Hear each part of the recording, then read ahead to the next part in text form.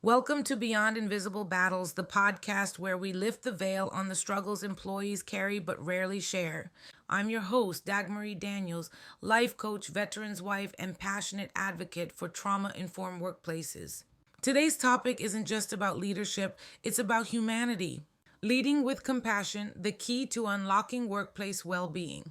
We'll explore what compassionate leadership really means, the connection between compassion and employee well being, the business case, because yes, compassion boosts profits, practical steps leaders and even team members can take to lead compassionately. This isn't just theory, it's a blueprint for transforming work culture from the inside out. Let's dive in. Defining compassionate leadership. When people hear compassion in leadership, they sometimes roll their eyes, as if we're talking about being overly soft or letting go of accountability. But true compassionate leadership is neither weak nor permissive. It's the practice of understanding what your people are going through mentally, emotionally, physically, taking informed, empathetic action to support them without compromising dignity or expectations. It's rooted in three key pillars. One, empathy. The ability to step into someone else's experience. It's asking, what might they be going through that I can't see? Two, action. Empathy without action is hollow. Compassionate leaders take steps to adapt, support, or adjust expectations when needed. Three, accountability with kindness. It's not about lowering the bar, it's about supporting people so they can meet the bar, even if that path looks different for everyone. As Dr. Brené Brown says, clear is kind. Compassionate leadership means being clear on goals while being kind about the paths people need to reach them. Why compassion is central to workplace well being. Let's talk about why compassion is the engine of well being in the workplace. Every workplace invests in well being through benefits like gym memberships, employee assistance programs, EAPs, mental health webinars. But those efforts are often surface level when the culture lacks compassion.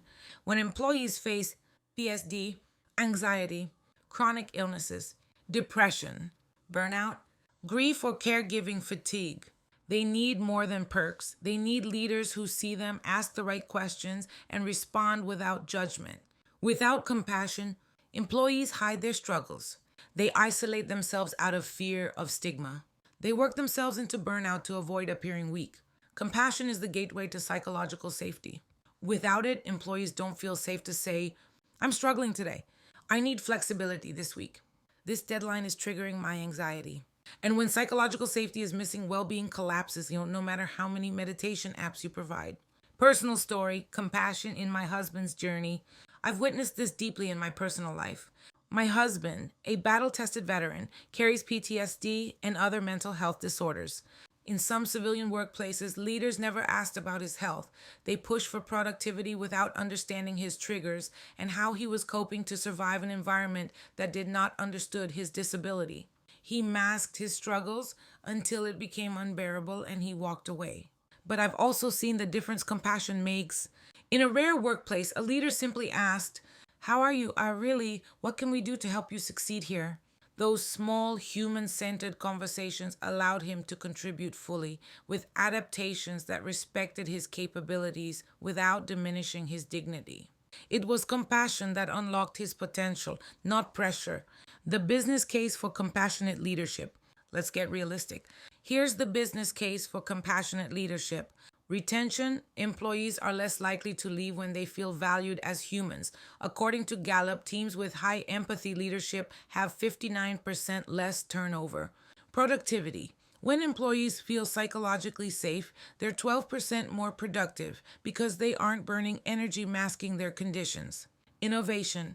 Compassion fosters a culture where diverse perspectives are welcomed, creating richer solutions and creative ideas. Cost savings. Companies that support mental and physical health see lower healthcare costs and absenteeism rates. Reputation. Companies known for compassion attract top talent. People want to work where they're treated as humans, not cogs. Companies like Google, Microsoft, and Salesforce have invested heavily in compassionate leadership training, and their financial success is no coincidence. 7 practical steps to lead with compassion. Now let's get practical. How can you lead with compassion starting today? 1. Conduct regular emotional check-ins. Begin meetings by asking how people are doing genuinely. Not just a quick how's everyone, but creating space for real answers. 2. Practice active listening. Give full attention, no multitasking, reflect back what you hear, ask follow up questions. 3. Model vulnerability. Leaders can admit when they're struggling, whether it's stress, fatigue, or mental health. It sets the tone for openness. 4. Personalized support. Recognize that support is not one size fits all. Ask your team members what they need: flexibility, a lighter week, extra resources, and do what you can to meet that.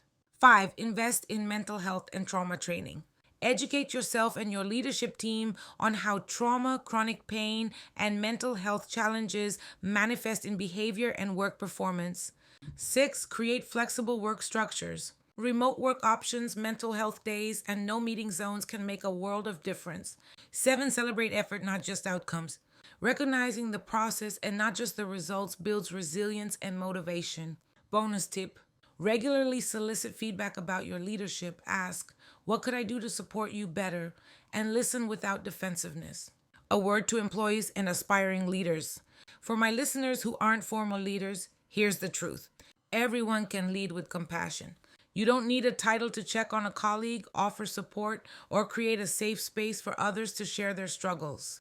And if you are fighting invisible battles, remember, your struggles don't define your worth. Seek allies, advocate for what you need, and never forget you deserve compassion at work, not just compliance. Let's close with this. Compassion isn't optional anymore. It's the leadership currency of the future. If you're a leader, start practicing it today. If you're HR, embed it into policy and culture.